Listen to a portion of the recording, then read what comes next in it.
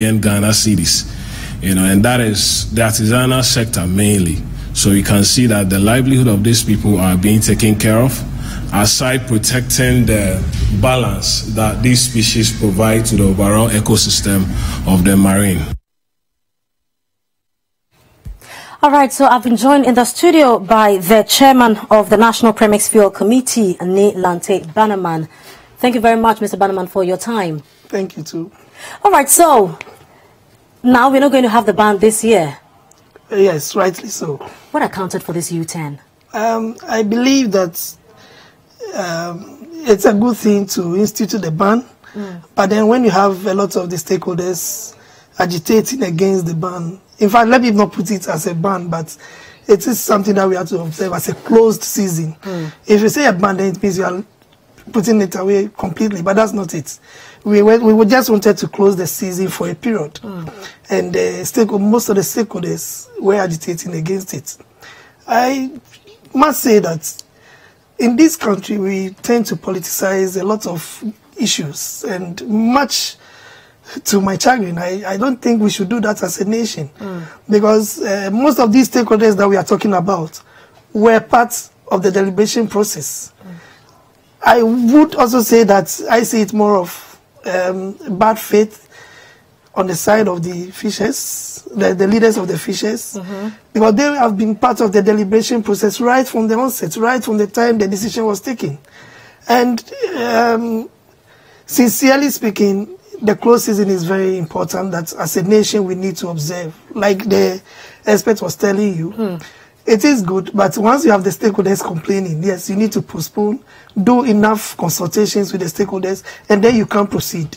Does that mean that due diligence was not done before? So if next year they come up with such stories, are we still going to take withdraw the closed season? No. The point is that I think government rather should be applauded for taking that bold step, getting that political will to even talk about closed season in the first place. Government should be applauded, because this has been in our books, in our law books, from 2002. The Act 625, which was promulgated in 2002, Section 84 of that states that any government can institute a closed season. This was done because over the years, our fishing stocks have been declining. In the last 10 to 15 years, I can tell you confidently, there's not been any bumper harvest in Ghana. Nobody can attest to that. There's not been any bumper season in Ghana. Over the years, the fishing stocks has been depleting, and no government had that political will, that courage to institute a closed season. This government was bold enough to even talk about it. But it didn't carry it out. Yes, because the stakeholders who are supposed to adhere to the closed season were agitating. Government says, okay, if that's what is happening, then let's go back to the table. Let's negotiate further, so that next year, when we are ready to implement it, nobody can say I wasn't consulted. So would you say that the fisher folk are justified, with some of the issues they've raised, i.e. people fishing with light and the activities of trawlers and all? They've raised serious concerns with illegal methods of fishing that is really affecting the bumper harvest that we are looking for. Are they justified now with your backtracking of the closed season? No, I wouldn't say so, because this government, again, since February 2017, has had the political will, like I said, to be fighting all these forms of illegal fishing. Light fishing, the use of chemicals, the use of monofilament nets and all that. This government has been fighting it since February 2017. And the fishers themselves will attest to the fact that this is the first time that the government has been doing that. Yes, the illegal forms of fishing methods are there. But then if you continue to fight the illegal forms of fishing and you don't put in the closed season, that will ensure that there is replenishing, there is regeneration of the fishes, then you will still be fighting a lost battle. Because if they stop using they stop the illegal fishing and they continue fishing the normal way, and you don't observe a closed season, the closed season is to ensure the regeneration and the replenishing of the fish stock. So if you do all these things and you don't look at regeneration, then you'll still be fighting a lost battle. So from now till next year, when we will have the closed season, what exactly is going to happen? Yes, we are still at the table. We are still negotiating with them. We are talking to them. They were talking about alternative livelihood. In fact, the ministry had already started a lot of things with the fishers. Okay. If you go to Teshin, they have started building the plastic recycle plants, which they're going to produce plastic pellets. And I'm telling you, these particular plants, from the MD to the last person, would have to have something to do at the seaside. If you are not a fisher or you have nothing to do at the seaside, you cannot be employed, because it is being done as a way of giving the fishers an alternative livelihood. That is not the only thing. The ministry has also embarked on salt iodization, in which they are building other salt iodization plants, one at Afia Denyugba, one at Adan, and then Ekunfi and Apam. So these are all coming on board. By the time we get to next year, we are implementing the close season. Nobody will talk about alternative livelihood. Nobody will say that I wasn't consulted. All right, so let's see what happens. We'll be looking forward to the close season next year. I hope there won't be any more U-turns. No, there will not be any U-turn. All right, thank you very much, Mr. Bannerman, for your time. Right, so you're still watching Citi Newsroom live on Citi TV. We'll be back with more.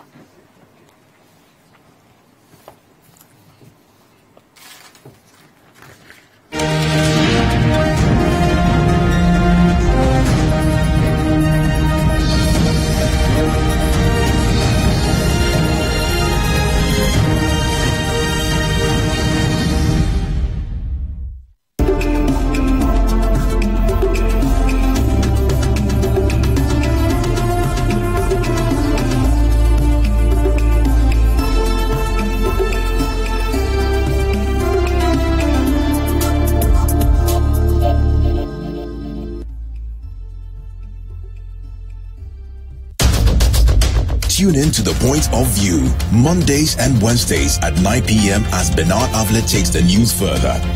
He will bring the right guests, ask them the relevant questions, and get you the real insights you need on the big stories for the day. The Point of View with Bernard Avlet, Monday and Wednesday nights, only on Citi TV.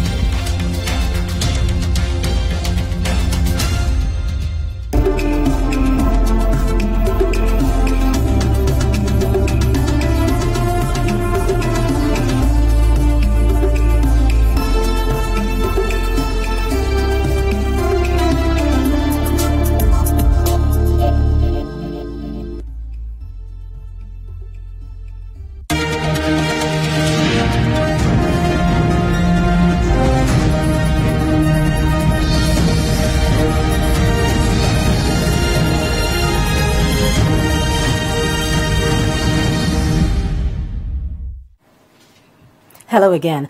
Members of the Ghana Medical Association stationed at medical facilities across the country today backed down on their earlier threat to lay down their tools. The association last week threatened to embark on a strike today if the government failed to address discrepancies in their conditions of service. Citi News' Ni Ama, who visited some hospitals in Accra, reports that doctors were at post treating patients.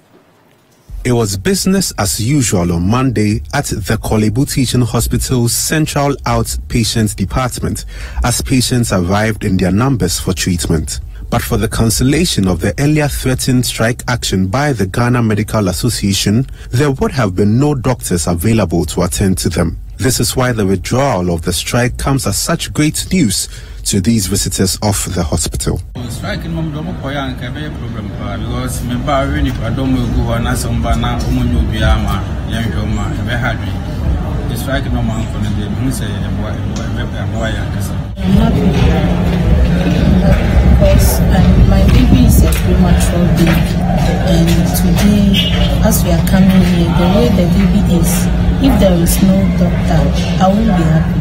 At the Greater Accra Regional Hospital at Ridge, the situation was no different. Patients and their caregivers who were hitherto gripped with fear of not seeing a doctor could now heave a sigh of relief. When I'm coming, I know maybe the time I'll come there on strike, but when I came, thank God, all the doctors are around, they are working, they have treated us fine, and we are waiting for our results so that we go home. Oh, I'm very happy because if your wife is sick, you know, there's nothing you can do when the doctors are off.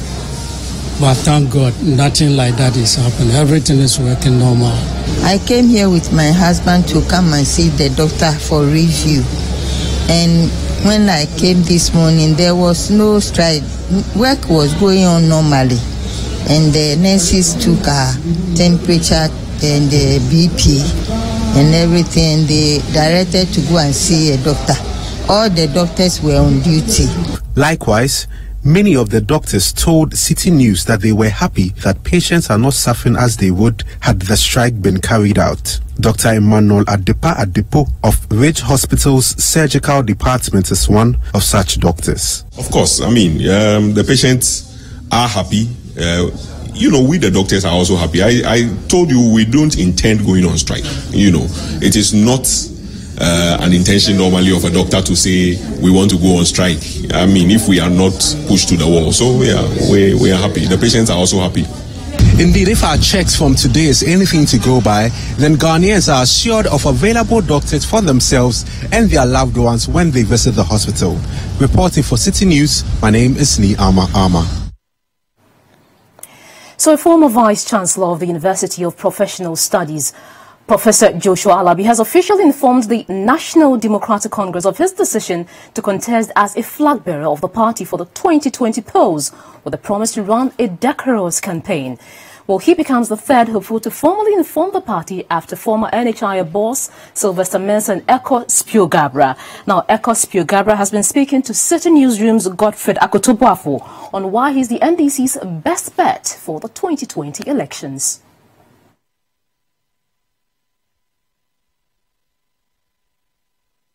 Well, in 2006, the NPP had been in office for about 5 to 6 years.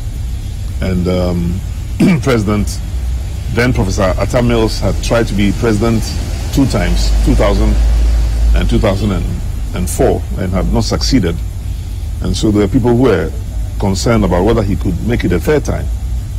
And so there was a view that competition would be good to strengthen his potential anyway.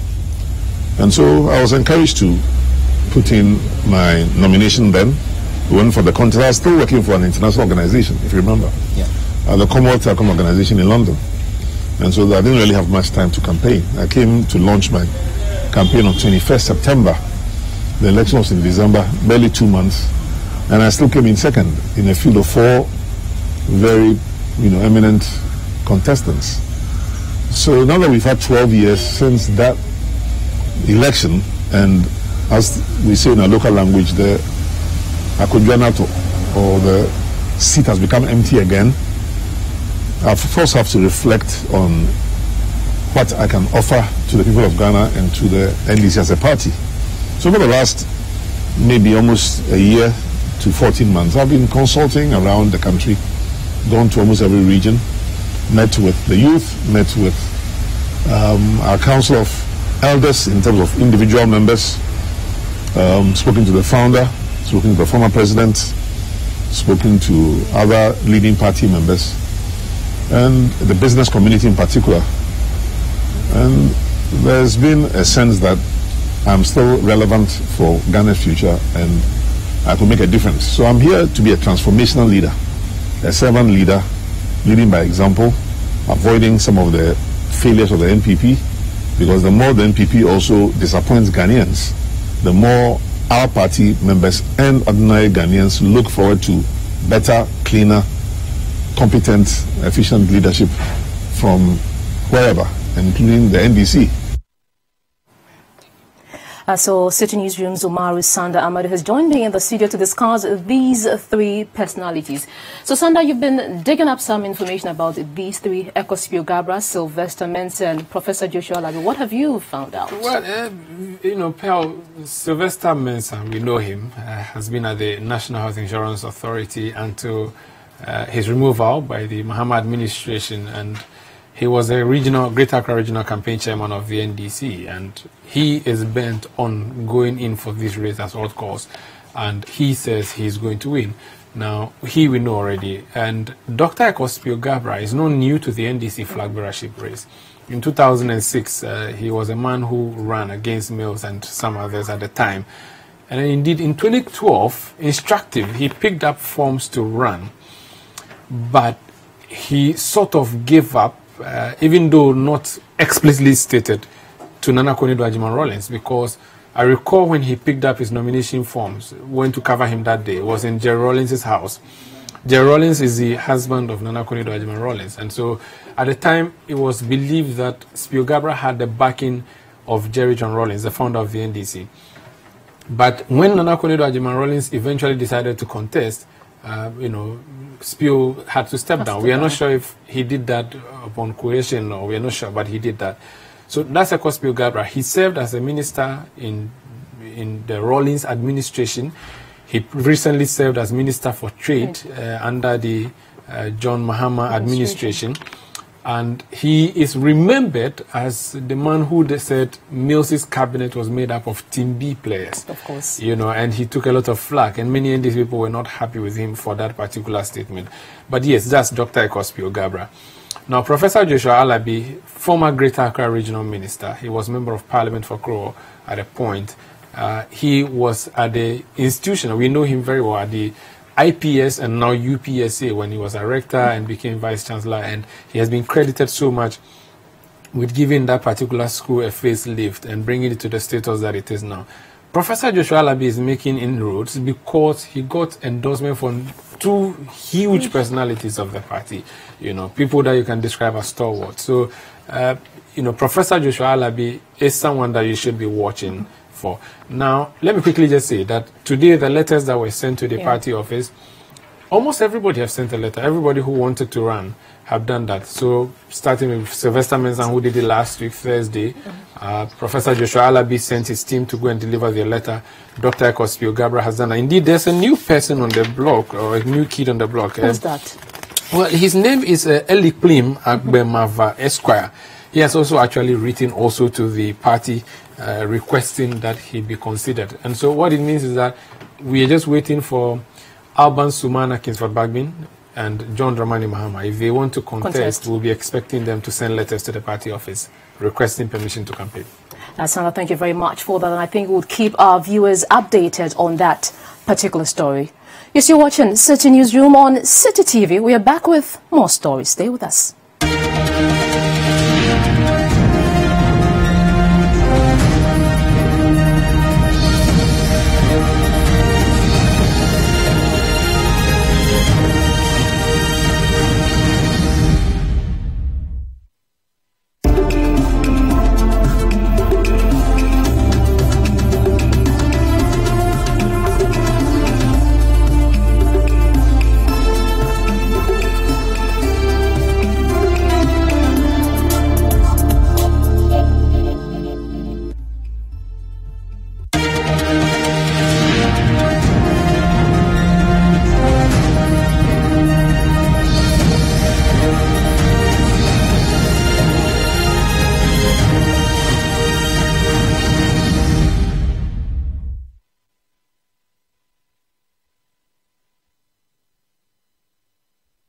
All right, and that's all for Citi Newsroom tonight. For more news, do log on to citinewsroom.com. My name is...